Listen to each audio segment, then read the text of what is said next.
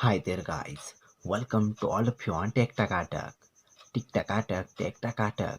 आज के वीडियो में हम लोग समझेंगे कि वायरिस्टर क्या होता है एंड ऑल्सो हम लोग समझेंगे कि वायरिस्टर के टाइप्स कौन से होते हैं and end of the video हम लोग समझेंगे कि वायरिस्टर के कार्य कौन से होते हैं।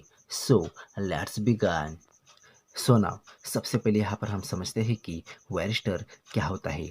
एक्चुअली वायरिस्टर एक दो टर्मिनल वाला इलेक्ट्रॉनिक डिवाइस होता है एंड जो इलेक्ट्रिकल और इलेक्ट्रॉनिक्स उपकरणों को ओवर वोल्टेज ट्रांजिस्टर से बचाता है एंड एक्चुअली इस डिवाइस के अंदर का रेजिस्टेंस चार्ज किए गए इनपुट वोल्टेज पर निर्भर करता है एंड एक्चुअली वायरिस्टर दो शब्द यानी कि वेरिएबल और रजिस्टर से मिलकर बना है। यानी कि यह एक ऐसा रजिस्टर होता है जिसका रेजिस्टेंस बदलता रहता है एंड एक्चुअली वायरिस्टर का प्रतिरोध इनपुट वोल्टेज के अनुसार बदलता रहता है, इसलिए इसे वोल्टेज डिपेंडेंट रजिस्टर यानी कि वीडीआर भी कहा जाता है एंड एक्चुअली जिस विद्युत उपकरण को हाई वोल्टेज से सुरक्षा प्रदान करना होता है उसके पैरेलल में वायरिस्टर को जोड़ा जाता है। सो नाउ यहाँ पर हम वायरिस्टर के प्रकार समझते हैं। नंबर एक सिलिकॉन कार्बाइड वायरिस्टर और नंबर दो मेटल ऑक्साइड वायरिस्टर। सो नाउ सबसे पहले यहाँ पर हम सिलिकॉन कार्बाइड वायरिस्टर के बारे में जानते हैं। एक्चुअली सिलिकॉन कार्बाइड वायरिस्टर की बाहरी बॉडी को बनाने के लिए सिलिकॉन कार्बाइड का उपयोग किया जाता है एंड एक्चुअली इस वायरिस्टर का उपयोग हाई वोल्टेज वाले जो भी डिवाइस होते हैं उनकी सुरक्षा के लिए बड़े स्तर पर किया जाता है।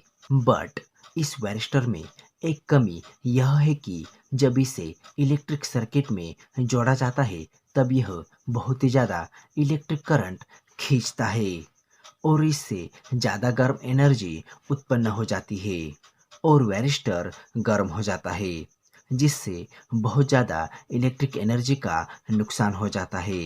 नंबर दो metal oxide varistor. Actually silicon carbide में उत्पन्न कमी को देखते हुए मेटल ऑक्साइड वायरिस्टर को बनाया गया एंड एक्चुअली यह इलेक्ट्रिकल डिवाइस को ट्रांसिएंट वोल्टेज से बढ़िया सुरक्षा प्रदान करता है और यह आज के समय में बहुत ही ज़्यादा मात्रा में उपयोग किया जाता है एंड एक्चुअली इस वायरिस्टर के बॉडी को धातु के ऑक्साइड से बनाया जाता है एंड एक्चुअली इसके लिए मुख्य रूप से जिंक ऑक्साइड का उपयोग किया जाता है। एक्चुअली इसको बनाने के लिए 90% जिंक ऑक्साइड और 10% दूसरे धातु यानी कि बिस्मथ, मैग्नीज कोबाल्ट आदि के मिश्रण का उपयोग किया जाता है एंड एक्चुअली 10% मिलाए गए दूसरे मिश्रण जिंक ऑक्साइड में बाइंडिंग का कार्य करते हैं एंड एक्चुअली धातुओं के इस ऑक्साइड मिश्रण को दो दूसरे धातुइक प्लेट के बीच में डाल दिया जाता है और इन दोनों धातु की प्लेट्स को पतले वायर से जोड़कर इस तरह से बाहर निकाल दिया जाता है जो इसके टर्मिनल्स कहलाते हैं। सो नाउ यहाँ पर हम वायरिस्टर के कार्यों को समझते हैं। एक्चुअली वायरिस्टर एक हाई पावर इलेक्ट्रॉनिक्स कंपोनेंट है। एक्चुअली जब वायरिस्टर के दो टर्मिनल के बीच चार्ज वोल्टेज का मान कम होता है तब उस समय उसका प्रतिरोध अधिक होता है जिससे कोई भी इलेक्ट्रिक करंट नहीं बहता है। लेकिन जैसे ही चार्ज वोल्टेज का मान बढ़ता जाता है वायरिस्टर का प्रतिरोध कम होता जाता है और एक निश्चित वोल्टेज के बाद वायरिस्टर का प्रतिरोध बहुत ही कम हो जाता है जिससे वायरिस्टर से इलेक्ट्रिक करंट बहने लगती है एंड एक्चुअली जिस डिवाइस को ओवर वोल्टेज से बचाना होता है उस डिवाइस के दोनों टर्मिनल के समांतर में यानी कि पैरेलल में वायरिस्टर को जोड़ दिया जाता है। एक्चुअली जब इलेक्ट्रिक डिवाइस पर ओवर वोल्टेज चार्ज होता है तब वायरिस्टर का प्रतिरोध कम हो जाता है जिससे फ्लो होने वाला इलेक्ट्रिक करंट डिवाइस में जाने के बजाय वायरिस्टर से बहने लगता है और डिवाइस जलने से बच जाता है। सो नाउ यहाँ पर हम वायरिस्टर को चेक करने के स्टेप्स के बारे में जानते हैं। नंबर एक, एक्चुअली वायरिस्टर को मल्टीमीटर से चेक करने के लिए सबसे पहले हमें मल्टीमीटर को कंटिन्यूटी मोड पर सेट करना होता है।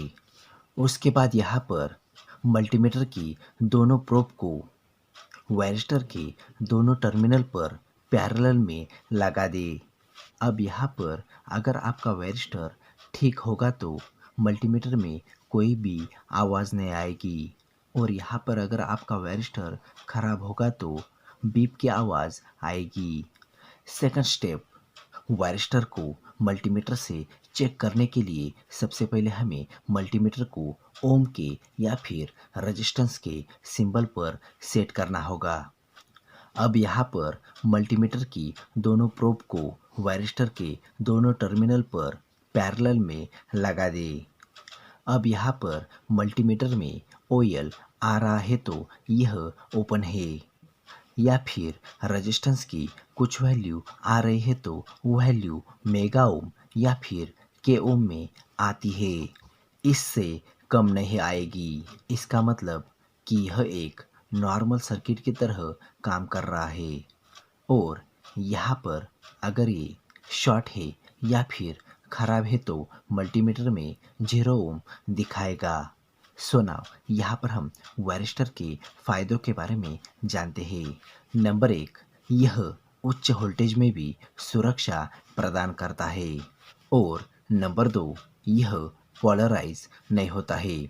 इसके दोनों टर्मिनल में इलेक्ट्रिक करंट बह सकता है। सो नाउ यहाँ पर हम वायरिस्टर के नुकसान के बारे में जानते हैं। एक्चुअली इसका सबसे बड़ा नुकसान यह है कि यह एक महंगा इलेक्ट्रिक डिवाइस होता है। और नंबर दो, इसका उपयोग हाई वोल्टेज में किया जाता है। और यहाँ पर अगर आप सर्किट ब्रेकर के बारे में जानना चाहते हो देन यहाँ पर आप end of the video and screen पर क्लिक करके हमारा वीडियो देख सकते हो। और यहाँ पर अगर आप कैपेसिटर के बारे में जानना चाहते हो देन यहाँ पर आप end of the video and screen पर क्लिक करके हमारा वीडियो देख सकते हो। सो दैट यह थी पूरी जानकारी वायरिस्टर के बारे में। वीडियो कैसा लगा आप हमें कमेंट करके बता सकते हो, एंड इसके बारे में और भी जानकारी चाहिए होगी देन इसका लिंक मैंने डिस्क्रिप्शन बॉक्स में दिया हुआ है। और अगर आप चाहे देन हमें अदर सोशल मीडिया प्लेटफॉर्म पे भी फॉलो कर सकते हो। एंड अगर आप इस तरह के और भी informative electrical and technical videos को देखना चाहते हो देन ऊपर आई बटन के लिंक पर क्लिक करके आप हमारे all informative electrical and technical videos को देख सकते हो।